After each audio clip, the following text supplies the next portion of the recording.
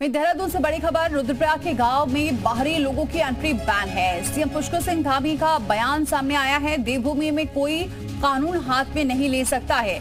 Love जिहाद, land जिहाद कर रहे हैं कुछ लोग। बहन बेटियों के साथ गलत नहीं होने देंगे, किसी भी कीमत पर गलत नहीं होने देंगे। सीएम धामी ने कहा है दोषियों पर सख्त कार्रवाई की जाएगी।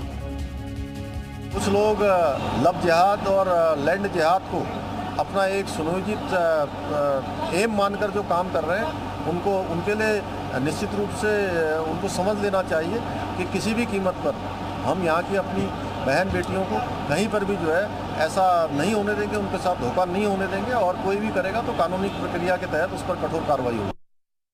और रामानुज हमारे साथ इस खबर पर बने हुए। रामानुज, सीएम धामी ने तो साफ तौर से पहले भी कहा और एक बार फिर से उन्होंने इस बात को दोहराया है कि कहीं से भी किसी को भी कानून हाथ में लेने नहीं दिया जाएगा। लेकिन जो रुद्रप्रयाग के गांव में बाहरी लोगों की एंट्री बैन थी, जो बोर्ड्स लगे थे, इसको लेकर अब क्या आगे किया जाएगा? क्योंकि सीएम धामी ने तो आश्वासन दे दिया है। दीपाली, मुख्यमंत्री पुष्कर सिंह धामी ने जिस तरह से रुद्रप्रयाग के गांव वालों को चाहे आश्वासन दिया या प्रदेश वासियों को कि कहीं भी अगर कोई कानून व्यवस्था को तोड़ने की कोशिश करेगा तो उसके खिलाफ सख्त कार्रवाई की जाएगी।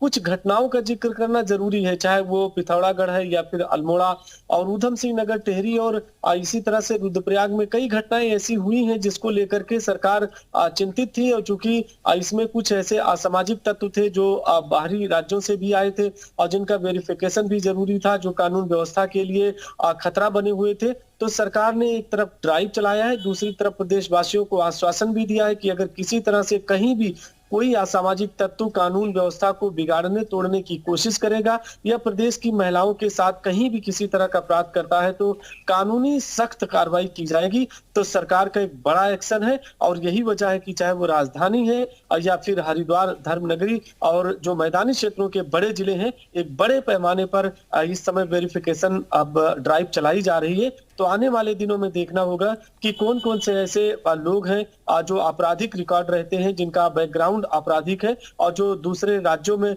वांछित है, वांटेड है, तो वो इस ड्राइव के जरिए पकड़े भी जा सकते हैं और उन पर बड़ा एक्शन भी हो सकता है। बहुत शुक्रिया रामानुज, ये तमाम अहम जानकारी हम तक पहुंचाने के लिए।